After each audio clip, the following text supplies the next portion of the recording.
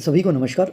आज हम हिंदी साहित्य में पढ़ेंगे हजारी प्रसाद द्विवेदी जी द्वारा रचित हिंदी साहित्य का इतिहास।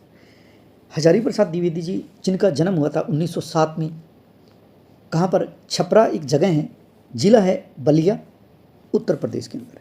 यानी ये यूपी की है, उत्तर प्रदेश के जिला बलिया है और जगह है छपरा। 1907 में इनका जन्म हुआ था। इनके बचपन का नाम है बैजनाथ। वैसे इनका वास्तविक जो नाम है वो है व्योमकेश शास्त्री। यानी व्योमकेश शास्त्री नाम जो है वो है हजारी प्रसाद द्विवेदी जी का। बचपन में उनका नाम था बैजनाथ। जन्म हुआ था 1907 में। अब देखिए, व्योमकेश दरवेश नाम से किसी ने जीवनी लिखी, इनके ऊपर जीवनी लिखी। और जीवनी लिखने वाले कौन है? विश्वनाथ त्रिपाठी। यानी व्योमकेश नाम किसका है? व्योमकेश नाम है हजारी प्रसाद द्विवेदी जी का। व्योमकेश दरवेश नाम से जीवनी लिखी किसने? विश्वनाथ त्रिपाठी जी ने। हजारी प्रसाद द्विवेदी जी ने हिंदी साहित्य का इतिहास नाम से कई किताबें लिखी, जिनमें प्रमुख किताबें हैं। नंबर 1 हिंदी साहित्य की भूमिका, जो कि 1940 में लिखी गई। दूसरी जो पुस्तक है उसका नाम आता है हिंदी साहित्य का उद्भव और विकास, 1952 में। और तीसरी है हिंदी साहित्य का आदिकाल, जो कि 1953 में लिखी गई।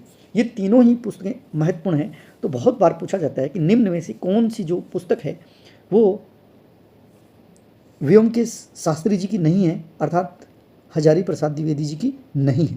तो आपको तीनों अच्छी तरह से कंठस्थ करनी है।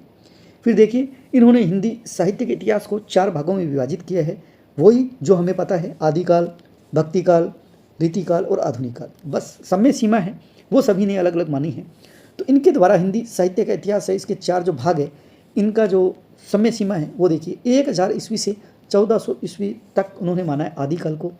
और भक्ति काल की सीमा मानी है उन्होंने 1400 से 1600 ईस्वी। और रीतिकाल की जो समय सीमा है वो मानी है 1600 से 1800 ईस्वी। और आधुनिक काल की सीमा 1800 से 1952 तक मानी है।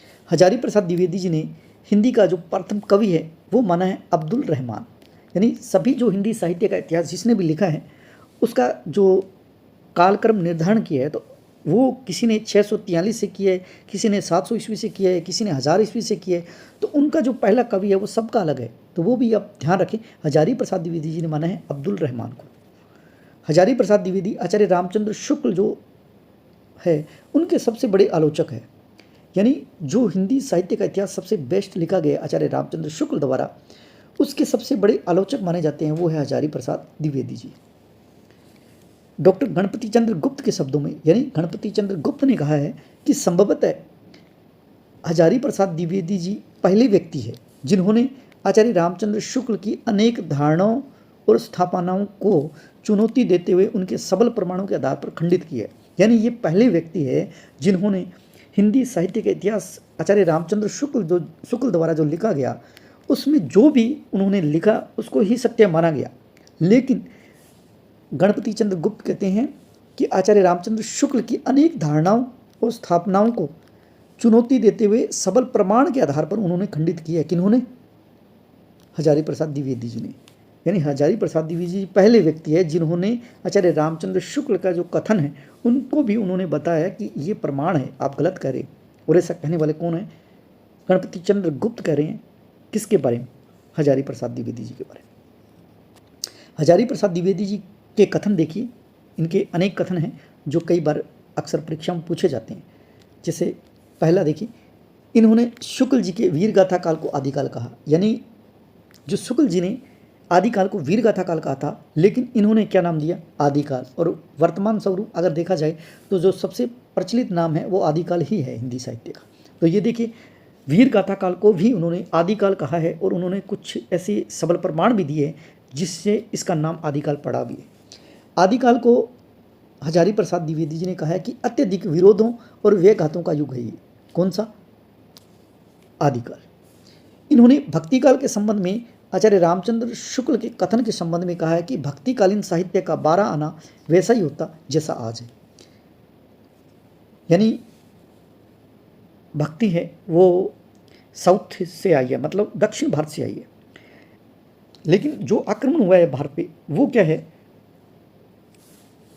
भारत के इस साइड से, यानी पूर्वी नहीं कह सकते, उत्तरी और जो पश्चिमी हिस्सा है उत्तर और पश्चिम का हिस्सा, इस साइड से क्या है भारत पे आक्रमण हुए। तो अगर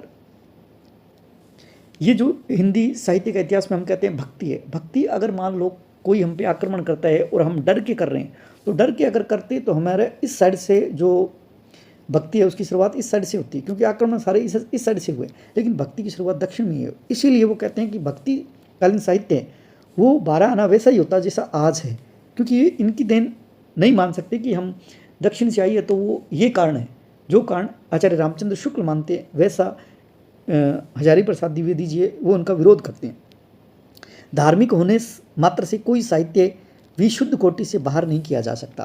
देखिए जो आदिकाल है इसमें जो साहित्य लिखा गया, तो आचार्य रामचंद्र शुक्ल ने जो अनेक साहित्य लिखे गए उनको धार्मिक साहित्य की श्रेणी में माना, लेकिन हजारी प्रसाद द्विवेदी जी कहते हैं कि धार्मिक होने मात्र से कोई भी साहित्य है वो विशुद्ध कोटि से बाहर नहीं किया जा सकता। वो सभी साहित्य है, यानी जो साहित्य लिखा गया जैसे रासो है, रास है, सिद्ध है, नाथ है, ये सारे के सारे अपनी जगह साहित्य की श्रेणी में आने वाले साहित्य है, लेकिन आचार्य रामचंद्र शुक्ल ने ऐसा नहीं माना, इसलिए उसका विरोध किया है हजारी प्रसाद द्विवेदी जी ने। और हजारी प्रसाद द्विवेदी जी कथन एक और है, वो कहते हैं कि भारत का लोकनायक वही हो सकता है जो समन्वय करे, और ये समन्वय की भावना कौन है, वो तुलसीदास की समन्वय भावना के आधार पर उन्होंने ये ऐसा कहा था। और उन्होंने एक और कथन दिया, वो है कबीर को उन्होंने वाणी का डिटेक्टर कहा। कबीर जी है वो वाणी के डिटेक्टर है, यानी तानाशाही है, ऐसा कहने वाले हैं हजारी प्रसाद द्विवेदी जी। एक बार दोबारा पुनः रिपीट कर देता हूँ ताकि आपको अच्छी तरह से समझ में आ जाए। हजारी प्रसाद द्विवेदी जी जिनका जन्म हुआ था 1907 में, कहाँ पर, छपरा, जो कि बलिया जिला है यूपी के अंदर, वहाँ हुआ था। इनके बचपन का नाम क्या है, बैजनाथ है। इनका वैसे वास्तविक नाम क्या है, व्योम के शास्त्री। व्योम के शास्त्री नाम से किसी ने जीवनी लिखी थी, और जीवनी लिखने वाले कौन है, विश्वनाथ त्रिपाठी। विश्वनाथ त्रिपाठी जिन्हें हजारी प्रसाद द्विवेदी जी पर जीवनी लिखी, और जीवनी किस नाम से लिखी, व्योम के दरवेश नाम से।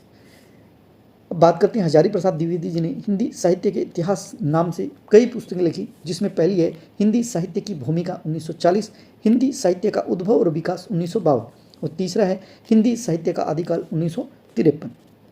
उसके बाद में जो हिंदी साहित्य का काल विभाजन है वो 4 काल विभाजन हम सबको पता है, आदिकाल है, भक्तिकाल है, रीतिकाल है और आधुनिक काल है। इसमें समय सीमा ये याद करनी है कि हजारी प्रसाद द्विवेदी जी कहते हैं कि आदिकाल की समय सीमा 1000 से 1400 ईस्वी है, और भक्तिकाल की समय सीमा 1400 से 1600 ईस्वी है, और रीतिकाल की समय सीमा 1600 से 1800 ईस्वी, और आधुनिक काल की समय सीमा 1800 से 1952 ईस्वी तक। हजारी प्रसाद द्विवेदी जी ने हिंदी का जो पहला कवि है वो माना है अब्दुल रहमान को। आचार्य हजारी प्रसाद द्विवेदी जी आचार्य रामचंद्र शुक्ल के सबसे बड़े आलोचक है। उन्होंने बहुत सी बातों का खंडन किया है, और ये खंडन गणपति चंद्र गुप्त के शब्दों में भी है। गणपति चंद्र गुप्त कहते हैं कि संभवतः हजारी प्रसाद द्विवेदी पहले व्यक्ति हैं जिन्होंने आचार्य रामचंद्र शुक्ल की अनेक धारणाओं को सबल प्रमाण देते हुए उनको खंडित किया है। ये बात सिद्ध भी की है उन्होंने।